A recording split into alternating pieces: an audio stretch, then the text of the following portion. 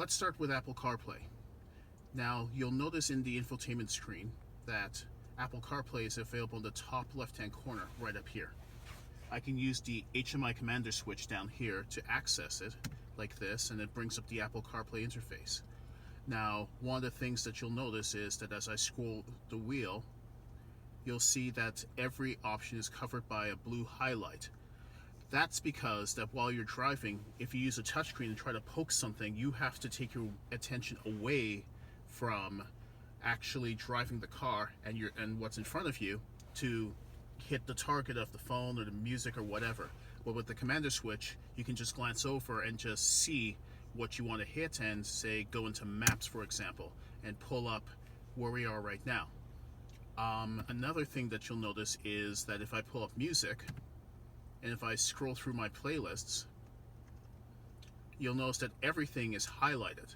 That makes it, again, easier for you to notice what you're looking at.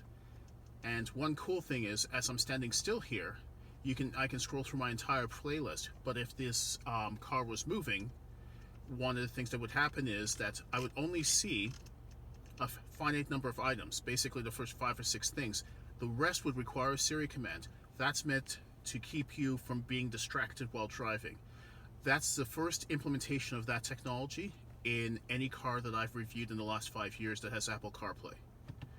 Finally, one thing I've also noticed is that the solid buttons back here, whether it's music, which takes me to the music, or home, which takes me back to home, are completely tied into Apple CarPlay. On top of that, if I go and hit the Mazda button, which takes me back to Mazda Connect, and then if I hit music, it takes me back to CarPlay because that was the last thing I used. If the last thing I used from a music perspective was Mazda's own infotainment system, it would take me there. So it's context aware.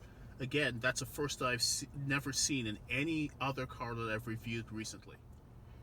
One last thing to mention about Apple CarPlay is that while the car is in motion, this touchscreen is disabled. Again, that's to stop you from taking your focus off the road and putting it on to using the commander switch, which is far less distracting. Another thing I will mention is that CarPlay in this system runs very fast, it's very fluid, no lag, nothing. So Mazda's clearly spent a lot of time and a lot of effort to make sure that Apple CarPlay is properly implemented in its vehicles.